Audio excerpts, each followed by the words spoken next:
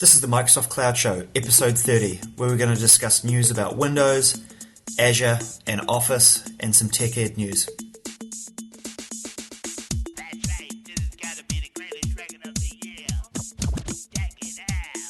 Welcome to the Microsoft Cloud Show, the only place to stay up to date on everything going on in the Microsoft Cloud world, including Windows, Azure, Office 365, SharePoint, Exchange, Lync, and related technologies. Just the information, no marketing, no BS. I'm Chris Johnson.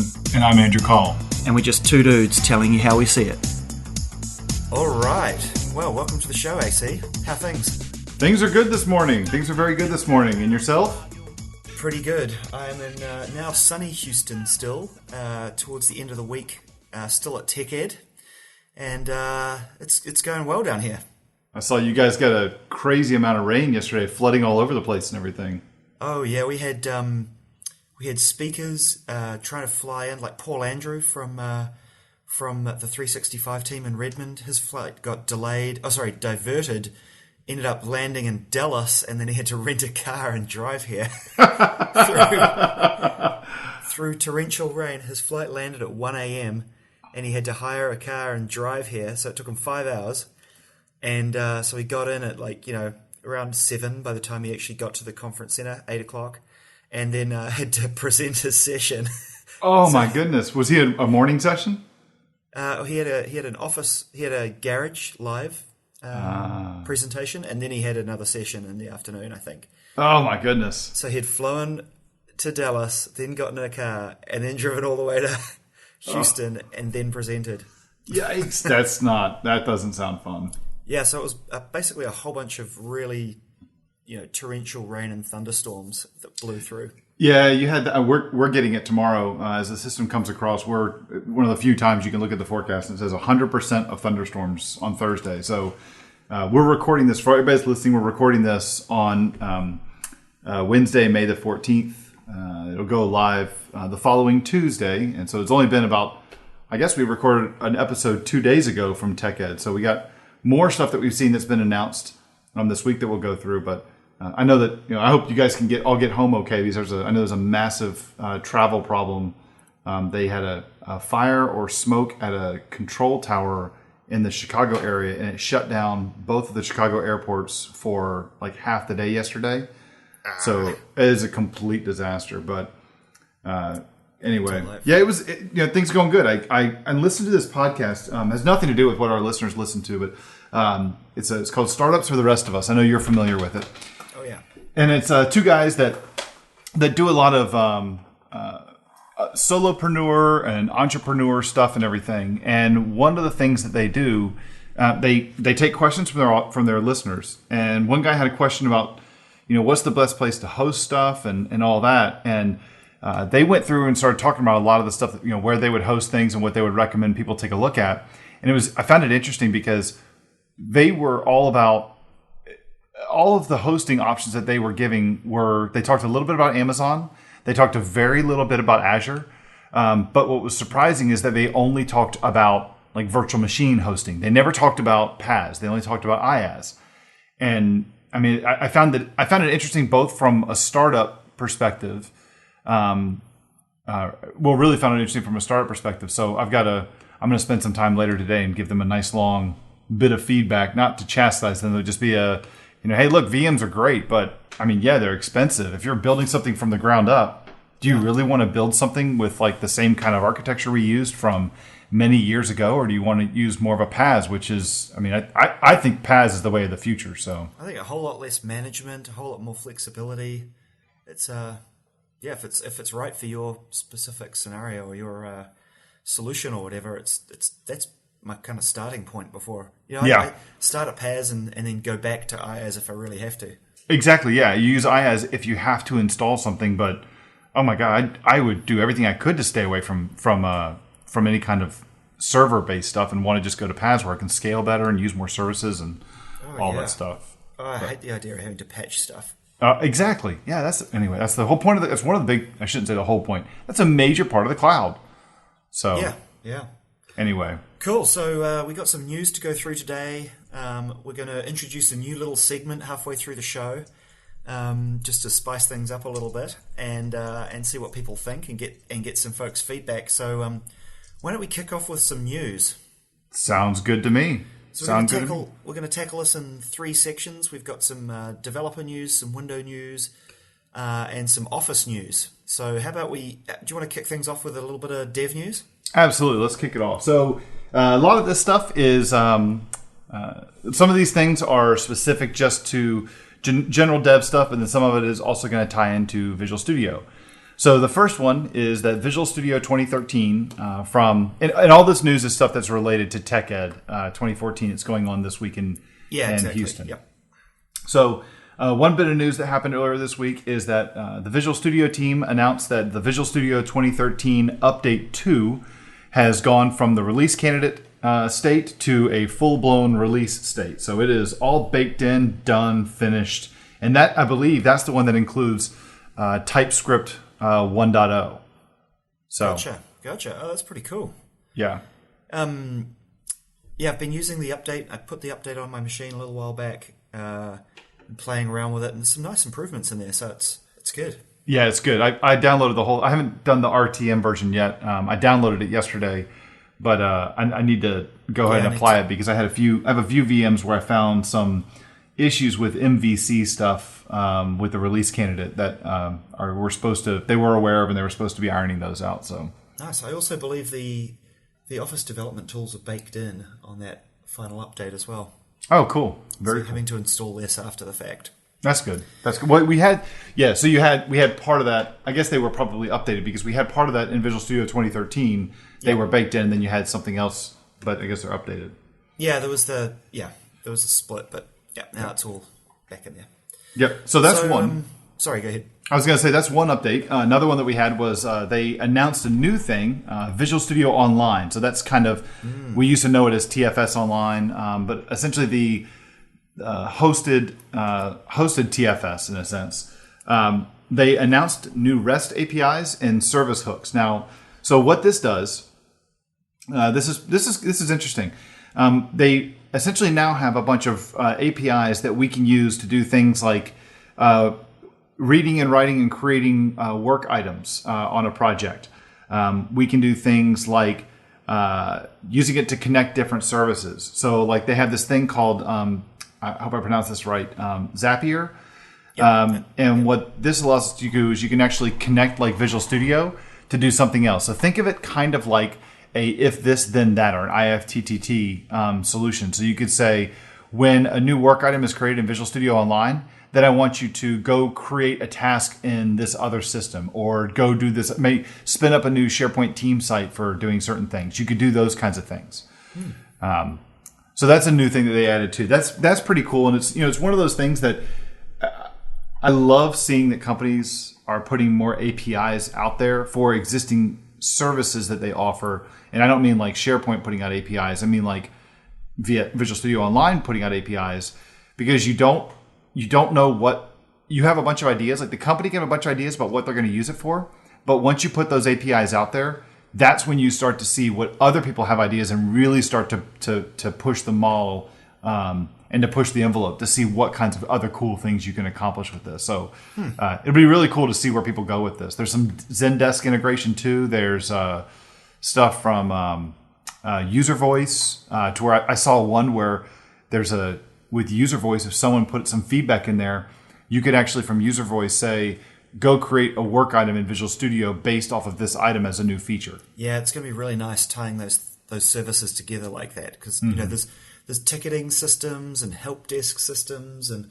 all sorts of things that could be integrated with that I think make really good sense. Yep, that'd be really cool. That'd be really cool. One bit of news that I saw that I think we briefly touched on in the last show was on a streamlined .NET for server and cloud workloads, and that was kind of bundled with some news around Cordova, which, for those of you who don't know what Cordova is, it's the full name is Apache Cordova, right? So it's a open source framework for basically building mobile apps using HTML and JavaScript and CSS and all that sort of stuff.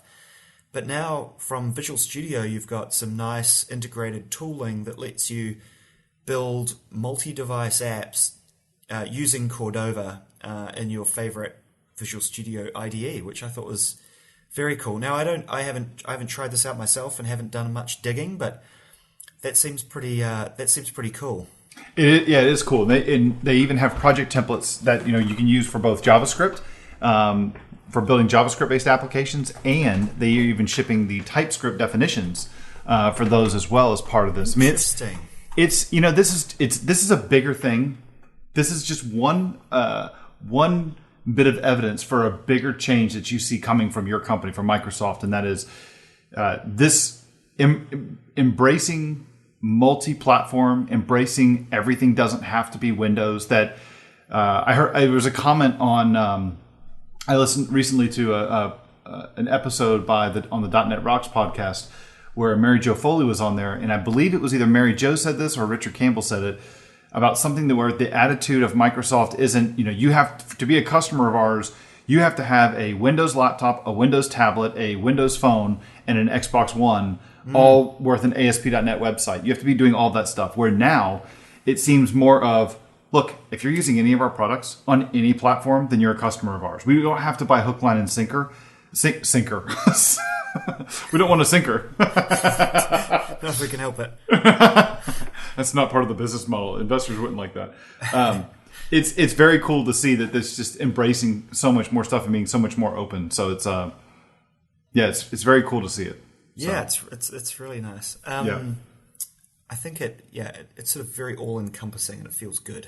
Yeah, and that thing, the update you just gave, the streamlined .NET for server and cloud. I mean, what's kind of cool with that too is, cutting off things that we don't need on the server or in the cloud, like XAML-based things or GDI-based things inside the .NET framework. Being able to cut those kinds of things out, and a lot of those things that make the framework so much heavier and stuff. I think I think that's interesting for two reasons, right? The first is as .NET, as that framework got bigger and bigger and bigger, the runtime got big. The framework got bigger, and it was more to carry and all of that sort of stuff. And so by being able to sort of chop pieces out of it for runtime, mean that you're loading it way faster, and it's not such a burden.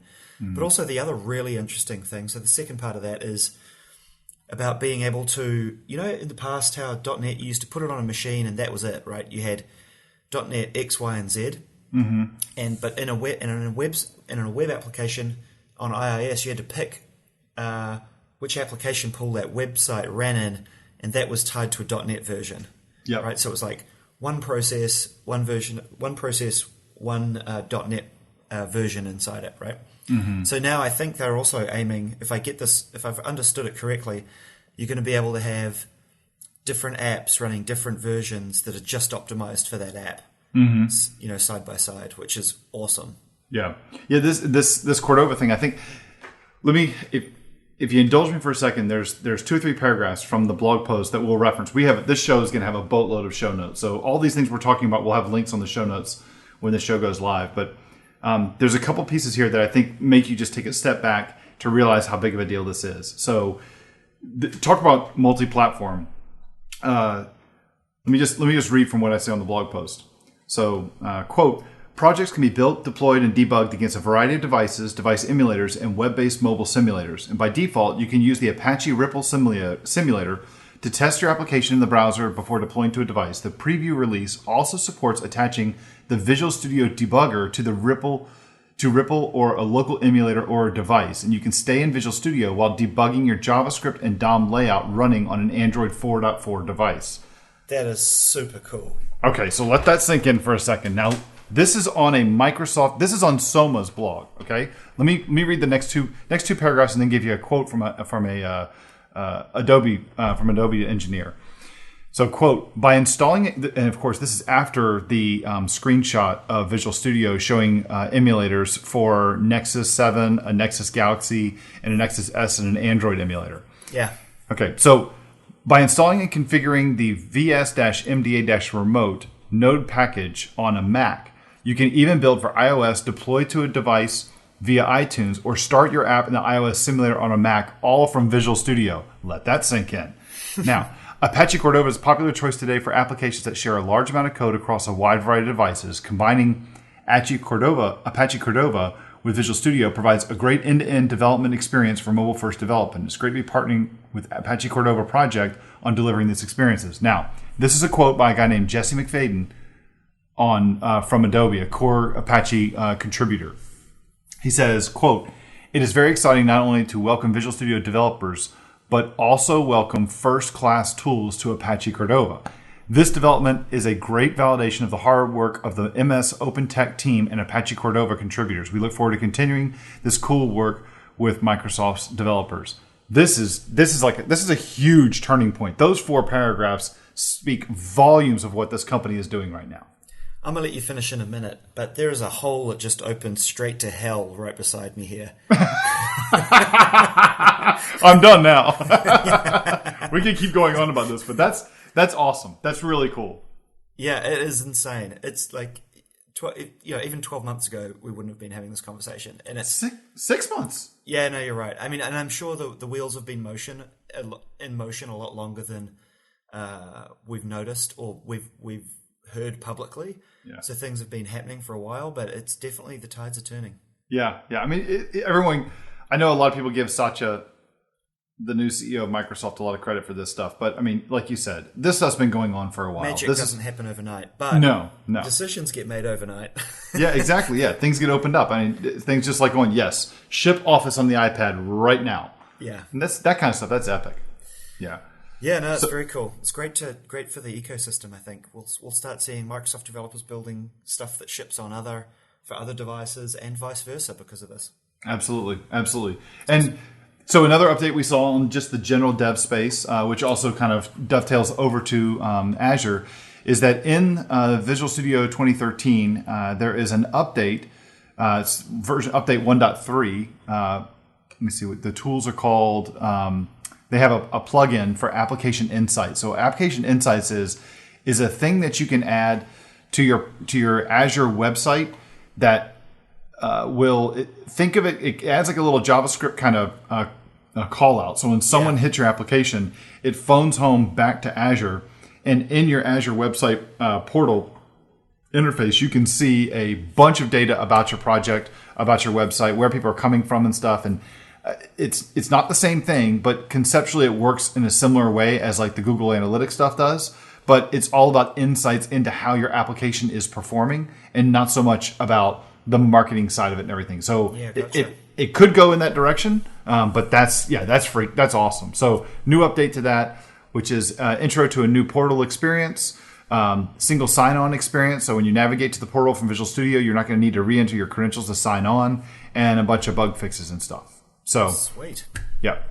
That's all goodness. Yep, definitely. So that wraps up all my general developer stuff that I thought we should talk about. Yeah, cool. So why don't we quickly dive into our new sort of new segment of the show and briefly introduce that. So we thought we'd just for listener entertainment and to spice things up a little bit, we thought we'd introduce a section of the show where you, the listeners, get to ask a question to us about pretty much anything. And so why don't you talk? But you got to keep it clean. You got to keep it clean, or at least we're going to keep it clean. You can try. You can send in dirty questions if you want, but we're not going to answer them on the show. Exactly. We would, but you're just going to hear that was it the emergency broadcast test tone for about a minute or so. Right on. Yeah. So there's I'll admit that this is kind of a copy or a steal from something that the .NET Rocks guys do, Carl Franklin and Richard Campbell. What they do is they have a sponsor they have various sponsors, and they give away something like a subscription to like the Telerik developer suite once for a show. And then they tell about how every December they give away $5,000 worth of technology to someone. So it could be a complete dev rig. It could be like an Oculus rig. You name it. It could be anything. And then what they do is they take from that little segment that they do they announce like who's the one that won. They then look to the person that they're interviewing and they said, if you had $5,000, what would you do with $5,000 to do something with technology? So would you buy a new 4K monitor? Would you buy an ultimate gaming rig? What would you do? And so the idea here is the same thing. It's just like, but that was where we got the idea. But we're going to have some fun with this. Ask us, think of this as like the Reddit for AC and CJ. Ask us anything. Ask us absolutely anything. So we're going to start the question here. Send us the questions via the website, via Twitter on MS Cloud Show, via the contact form on the website. You name it. Just send us the questions in, and we'll make sure that we include them. At least one question for every episode that we go from here on out. Yeah, that'd rock. I'm looking forward to hearing what people want to ask. Yeah, and think we're gonna. I'm a little bit frightened, to be honest. I'm a little bit frightened too. It's gonna be really fun, right? And so the only thing we want to do is we want to keep it to where CJ and I can each only have about 30 seconds to answer it, because we don't want to go on and do a whole show on this. So why don't we kick it off with just one that we cooked up, and just to get things started before we dive into the next topic. Sure, go for it. So what is either the most interesting place in the world you think you've been to, or the most interesting trip that you've taken? So this is an easy one for me. Obviously, you always got lots of different things you can come up with for something like this. For me, and I can't remember the exact year. I think it might have been 2009, 2010, 2011. I was in a little town called Trondheim, Norway, about halfway up on the coast of Norway, when I'm not even going to try to pronounce it, but the volcano in Iceland went off. And it shut down all of the air travel in Europe. And I was teaching a class that went till Friday. On Thursday, that's when they shut down air travel. And I had an absolute nightmare trying to get home. I ended up making my way down to Oslo due to the very nice, kind gesture of some people in my class who drove me down overnight, a 6-hour drive. And then I spent the entire following week trying to find a way home, and finally told my wife late in the week, I said, we get to my 10th attempt and I am not going to try and come home over the Atlantic. I'm going to try and make my way to someplace like Moscow or Kiev, and then try to fly east and make my way over to China or Japan or Australia and come home across the Pacific. But it was an absolute... a long way around. Oh my God, it was an absolute nightmare trying to get home. Brutal. So never forget that. How about you? What's your most interesting or unique trip you've ever done, or place you've been? I took a trip once just before I joined Microsoft, where I effectively, and I say effectively because it wasn't quite, this is not entirely quite true, and I'll tell you in a second, but basically took a train from London to Hong Kong. Oh, wow, I've heard some of this. So, and I say effectively because there were a couple of flights involved in like short hops where, for one reason or another, the train wasn't running or got put off. But for all intents and purposes, all of the big travel was done on train. I think the longest single train ride without getting on or off was 4 days non-stop. 4 days, 4 nights, and the train stops and you can jump off, grab something to eat, jump back on. But it's, like they tell you when they get off, you're either 5 minutes, 10 minutes, or 15 minutes stop. And so 15 minutes is the longest time you ever get off the train in 4 days, 4 nights. And it was mind-boggling. I went through, obviously through Europe, through Russia, down into Mongolia, down through China, and then down out into Hong Kong, which, it's China as well, but special region. Yeah. My goodness. And I just didn't want to fly anymore. I was trying to get back to New Zealand, and obviously you can only go so far without flying to get to New Zealand, given it's an island. But yeah. Do tell. I'd like to hear about this train. Yeah, exactly. Imagine inventing that. You'd make a lot of money. But yeah, got to Hong Kong before I had to get on a flight. So that's cool. That's it's definitely still a long unique. way from Hong Kong, but that's as far as I could get. Very cool. Yeah, so everybody that's listening, send in your crazy questions. Send absolutely anything. Just keep it clean. Yeah, So, fair enough. Cool. Okay, Right so on. let's move on. Yeah, let's dive into some Azure news, or some Windows news, I should say.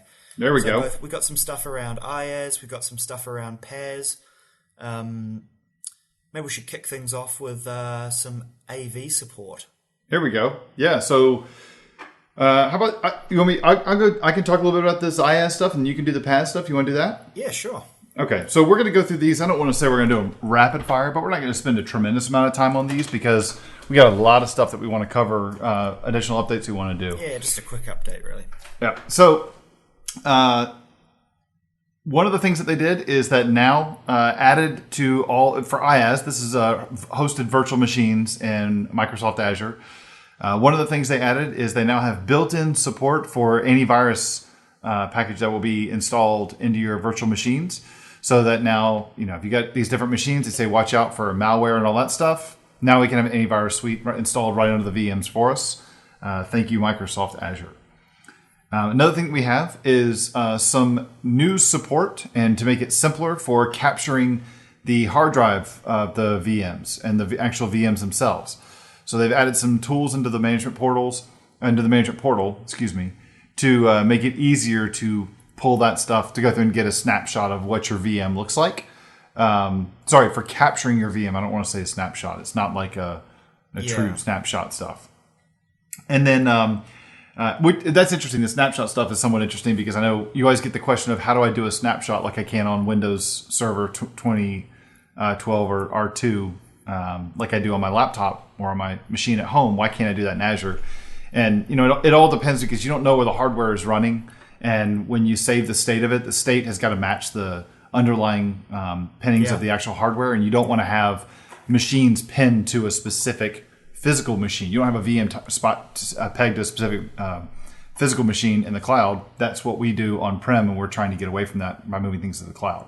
And then the last one is there's a thing called internal load balancing. And so now what this is now in preview as a preview release. And the idea is that if you have virtual machines that reside inside of a cloud service or a virtual network, it's going to allow you to do a couple different kinds of load balancing. So you could do load balancing between virtual machines within a cloud service, or you could do it between different cloud services within any type of a virtual network, and between on-prem computers and virtual machines in a cross-prem virtual network. Right? The existing load balancing that we had before this, it would only provide load balancing between internet-based computers and virtual machines in a cloud service. This one is going to allow us to do new capabilities for hosting virtual machines in Azure. So we'll have a link to where you can do this. Remember, it's in preview mode, but this is nuts. Yeah, that's kind of crazy. I guess that just really goes to show the sophistication of the kinds of things people are putting in Azure and the need to drive, just even internal load balancing between VMs internally in an Azure environment. That's pretty sweet. Yeah, all these things that keep coming out, seeing this constant features being added to Azure and Amazon as well. But I mean, I pay attention more closely to Azure. It says what you just said, that what customers are doing with it, but it means that, to me, it's also that customers are on-prem doing this stuff, and they're saying, we don't want to do any of this anymore. We want to give all of this to you, give all of it to the cloud, and the demands they're putting on these cloud providers is just, and as fast as they're innovating is just, this is amazing. I haven't seen innovation come out this fast from anything, since, I don't remember the last time I've seen stuff come out this fast. It's hard to keep up with it. Yeah, no, I think you're right. So I got some on the PaaS side of the house. Should we go through those? Absolutely. So the first one I got is, general availability for importing and exporting of storage blobs. So this is for when you've got X many terabytes of data on-prem, on a disk or what have you, and you want to get it into Azure, but you don't want to sit there and trickle feed it up and upload it over time. And so you can take that. You can take your disk and effectively FedEx it to Azure and get it up into the cloud. And I think we've touched on this a couple of times. Yep. Through various shows, but that's gone into GA. That's pretty sweet. You can also export stuff as well. So as opposed to just sending stuff in, you can also get it out as well. So if you've got tons of VMs and you want to capture those and bring them down for some reason, you can do that. I'm going to FedEx a box filled with 2 terabyte disks, and that will be the best bandwidth I've ever had getting stuff to the cloud.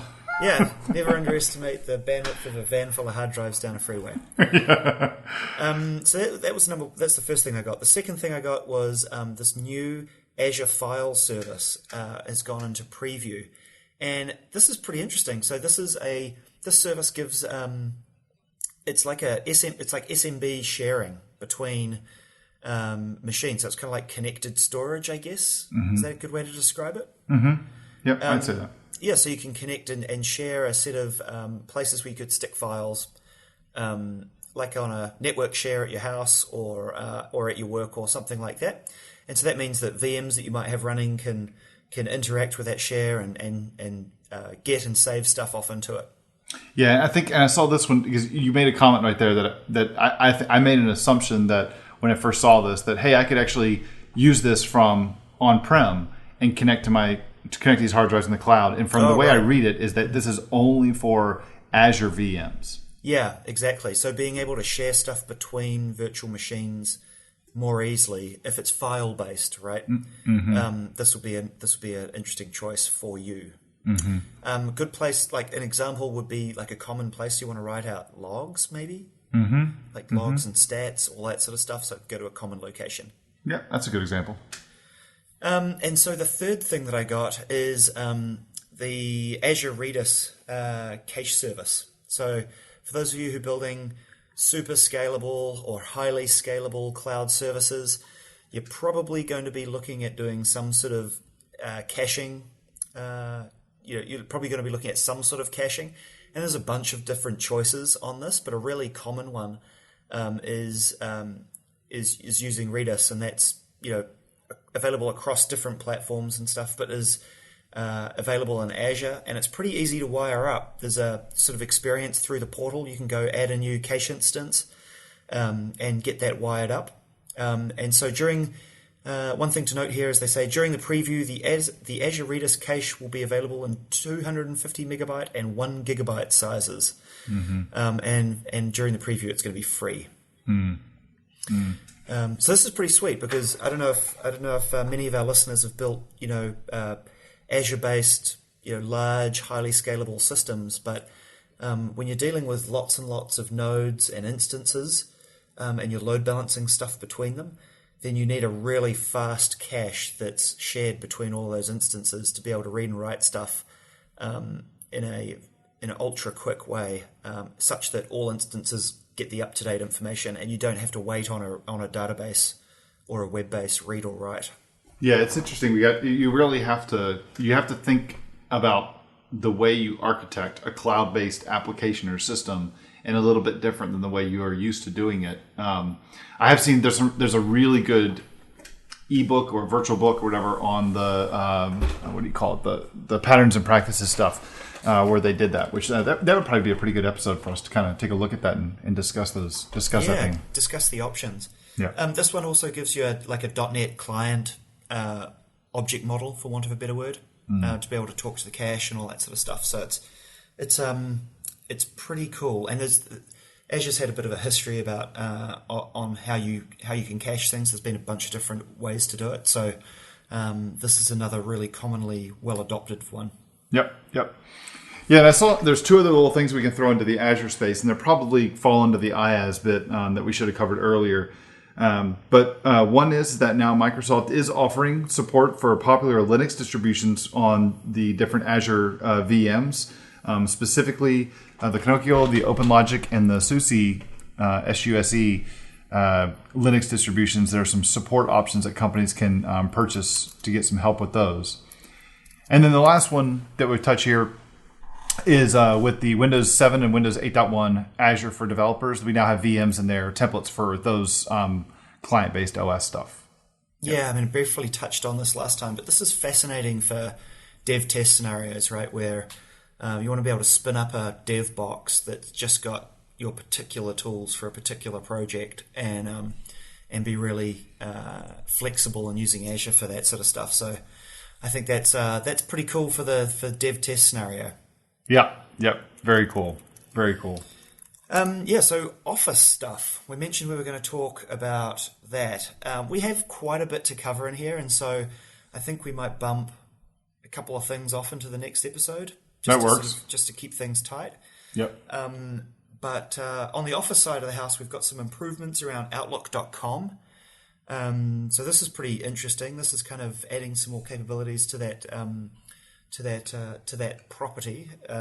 Things like sophisticated rules management and things like that are kind of useful for power email users. We've got some OneDrive for Business updates. Did you get a chance to take a look at those? I haven't looked too much. I know there's some UI things that they added to it. Some things to make, like some extra buttons for making the upload and the sync, edit, manage, and share. Those are on. Those aren't really on the taskbar, but they're on the bar right above where you actually look at the libraries. Have a thing called site folders that are going to show you document libraries of SharePoint sites that you follow right within your main OneDrive for Business web view. That is helpful. A smarter search is going to help you quickly find documents with improvements to the scope and search the documents that are shared to you, site folders, or your personal OneDrive for Business folders. And then finally, just the big catch-all, additional user interface improvements based on feedback. Yeah, we started seeing some folks who noticed that trickling out across the service, across Office 365 over the last few weeks. But this is a nice sort of post that we'll link to off on the show notes that sort of summarizes the improvements that have gone in. Yeah, definitely. Nice. And the last one that we had too that we want to touch on here was the .NET, the new .NET and JavaScript libraries and tooling for Office 365 APIs that I think we touched on a little bit last time. Yeah, we briefly mentioned, the new, the service interface and being able to connect up and wire up to the service. But there are some other things that came out as part of this that we should probably touch on.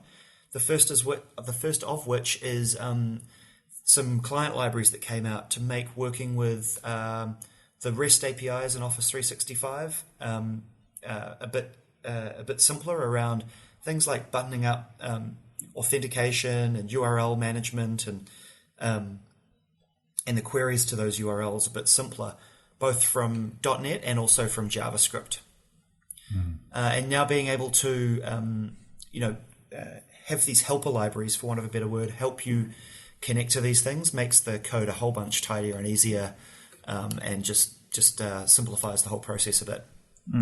Very cool. So that's the first part of that. The second part of it is that they've got some multi-device support built in. So, like I mentioned, .NET and JavaScript, but also being able to work with the Xamarin tools for iOS, as well as the Cordova stuff, is pretty sweet indeed. So, being able to build apps that target Office 365 from not only just Windows but iOS and Android and things is pretty cool.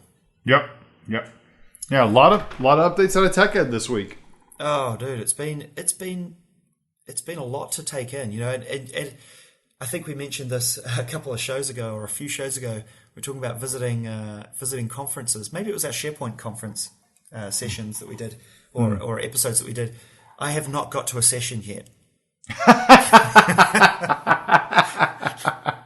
And I know you think that's funny. For people that didn't listen to that episode, basically AC and I were saying, we're so busy at these conferences. We're doing sessions ourselves, and we're meeting with different folks. We've got side meetings, we've got booth duty, and we've got all this other stuff that it's actually quite hard to get to a session. And you know what? Yesterday I had all of the best intentions at getting to a session about building cross-platform or apps that for Windows Phone and Windows 8.1 that with a common code base. I had all of the best intentions going to that session at 3:15 in the afternoon, and then ended up talking to somebody on the booth for like an hour and a half, and completely missed it. Oh man!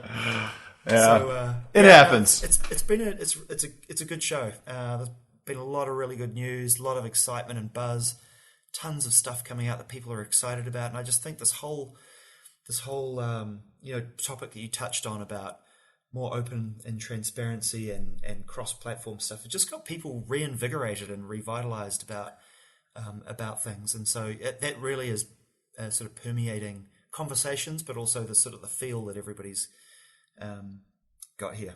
Yeah, and I would, and don't, for everybody that's listening to this, I would strongly recommend if you're curious where I'm coming from on those kinds of things and what CJ's saying, go check out episode 979. It's called Recapping Build with Mary Jo Foley. And she goes through and talks about how the attitude from the executive level and just from all the way across the board at Microsoft, how the attitude is very, very different compared to what it was in the past. and how much more open and just inviting and everything is with the Microsoft product brass. I mean, it's just been, the company's just changed. I mean, the attitude is very different, and the attitude is very different, and that might be something that Satya has had a much bigger influence on lately. I agree. All right. Well, thanks, AC, for another great show. For those listening, we got tons of new stuff to talk about next week as well, so stay tuned for that. Absolutely. Thanks a lot, everybody. Thanks. If you have a question for us, go to microsoftcloudshow.com/questions, where you can submit it as text or record it as a WAV or MP3 and provide a link so we can play your question on the show. You can subscribe to us on iTunes by searching for Microsoft Cloud Show or via RSS at microsoftcloudshow.com, where you'll also find a full transcript and show notes of each episode. You can also find us on Facebook searching for Microsoft Cloud Show or on Twitter at MS Cloud Show.